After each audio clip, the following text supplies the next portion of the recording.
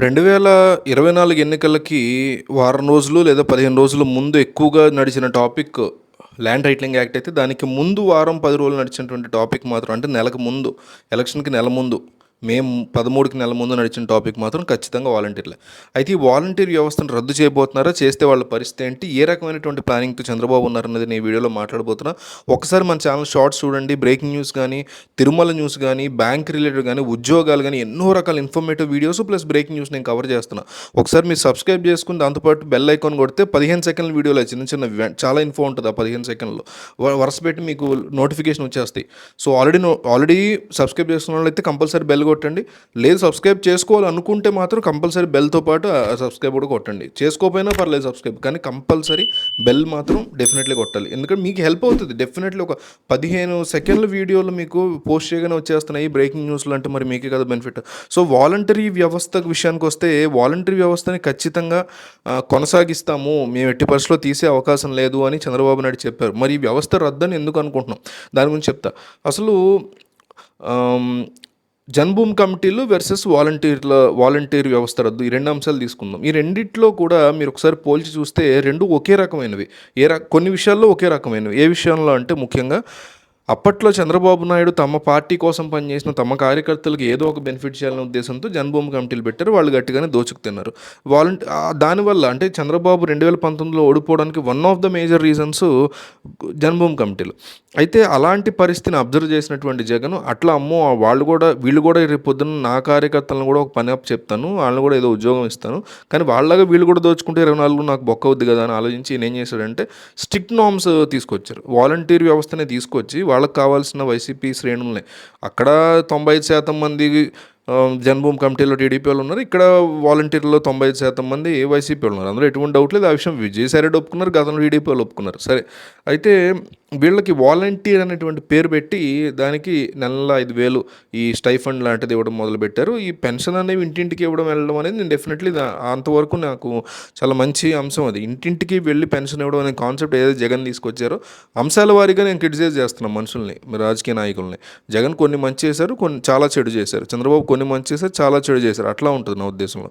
So ఈ అంశం వరకు డెఫినెట్లీ మనం జగన్ని సపోర్ట్ చేయాలి. వాలంటీర్లు ఇంటింటికి వెళ్ళి డబ్బులు ఇవ్వటం, ఎందుకంటే ముసలి వాళ్ళు బ్యాంక్కి వెళ్ళి డీబీటీలు డ్రా చేసుకుని తెచ్చుకుని వయసు పెద్ద పడిపోయిన వాళ్ళు కదా. సో అవన్నీ వాళ్ళకి కుదరవు. అట్లా కాకుండా దగ్గర పెట్టుకుని ఇంటికి వచ్చిన పాలు అతనుకో పేపర్లు వేయించుకోకపోయినా పోనీ టీవీ కేబుల్ కట్టడానికో, ఇప్పుడు ఇంటి దగ్గర ఉన్న వాళ్ళు ఏం చేస్తారు, అవే కదా, టీవీ చూస్తారు, వండుకొని తింటారు, వెజిటబుల్స్ కొనుక్కోవడానికో పల్లెటూరులో ఉపయోగపడుతుంది. సో ఆ రకమైన అంశం వరకు డెఫినెట్లీ సపోర్ట్ చేయొచ్చు. కానీ జన్మభూమి కమిటీలాగా కొంప ముంచవు అనుకుంటే ఇంకో రకంగా కొంప ముంచేవి. ఏం చేశారంటే లోకల్ లీడర్స్ అందరూ వీళ్ళని ఉపయోగించి ప్రతి 50 ఏళ్ళకి ఒకళ్ళు కాబట్టి వైసీపీకి గనక ఓటేయకపోతే ఖచ్చితంగా రేపు పొద్దున్న పథకాలు అయిపోతాయి అనే విషయాన్ని గట్టిగా ప్రచారం చేయండి అన్నారు. జగన్ కూడా చెప్పే ఉంటారు, అంటే కొంచెం పుష్యమని చెప్పుంటాడు ఆయన. వీళ్ళు లైట్గా లారీతో కొద్దమని చెప్పారు, వీళ్ళు ఏకంగా బుల్డోజర్తో గుద్దేశారు. ఏం జరిగింది, ఇంటింటికి వెళ్ళి కొంతమంది ఏకంగా బెదిరించడం, నువ్వు గనక జగన్కి ఓటేయకపోతే నీకున్న ప్రతి పెన్షన్. ఇది ఎక్కడి నుంచి స్టార్ట్ అయిందంటే పంచాయతీ ఎన్నికలప్పటి నుంచి మొదలైంది.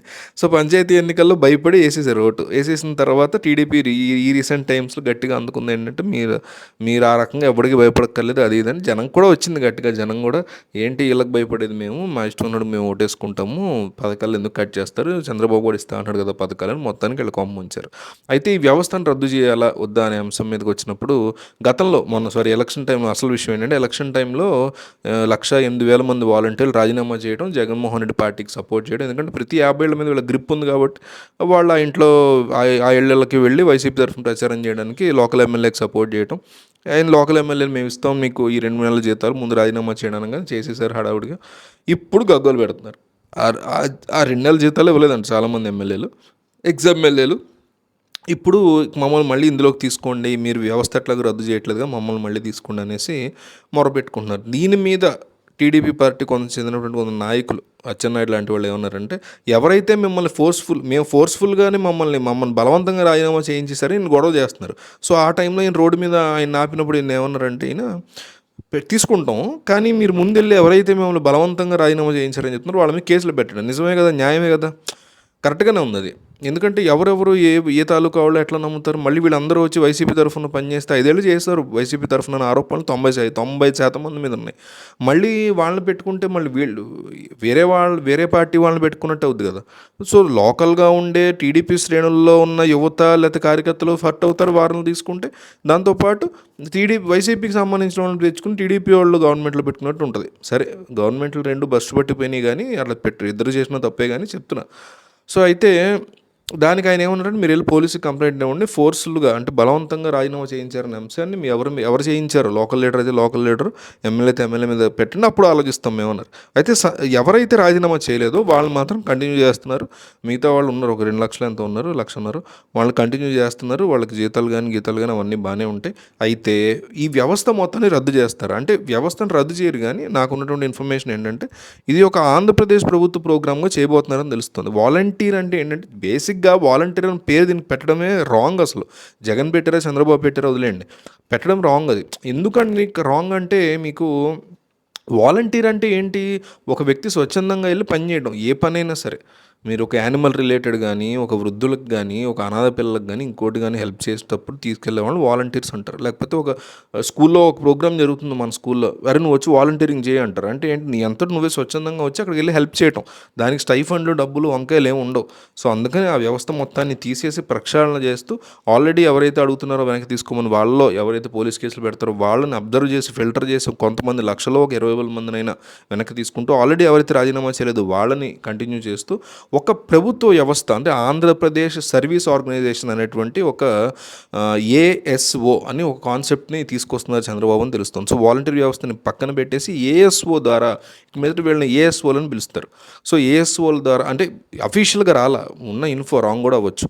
సో తద్వారా పెన్షన్ల నుండి గ్యాస్ కానీ వీళ్ళకి సంబంధించి ఇవి ఉంటాయి కదా, రేషన్ కార్డులు ఉండవు కొంతమందికి, ఆధార్ కార్డులు, ఇట్లా మీ సేవతో కూడా దాన్ని అనుసంధానం చేస్తూ చేయించాలి. ఇంకాస్త వాళ్ళకి జీతం ఎక్కువ ఇస్తున్నాం కాబట్టి ఇంకొన్ని సర్వీసెస్ ఆంధ్రప్రదేశ్ సర్వీస్ ఆర్గనైజేషన్ ద్వారా ఇంకొన్ని సర్వీసెస్, ఈ సర్వీస్ ప్రొవైడర్స్ వీళ్ళే అనమాట, వీళ్ళ ద్వారా ఇంకొన్ని ఏఎస్ఓలను పిలుస్తారు వాళ్ళని, చేద్దామనే ఆలోచనలో చంద్రబాబు ఉన్నట్టుగా తెలుస్తుంది. ఇదైతే మంచి ఐడియా కింద అనిపిస్తుంది.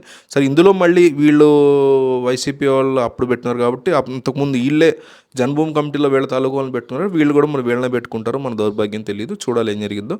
బట్ వాలంటీర్ వ్యవస్థను అయితే పక్కన పెట్టాలనే ఆలోచనలో ఉన్నట్టు తెలుస్తుంది. సో ఏం జరుగుతుందో చూద్దాం.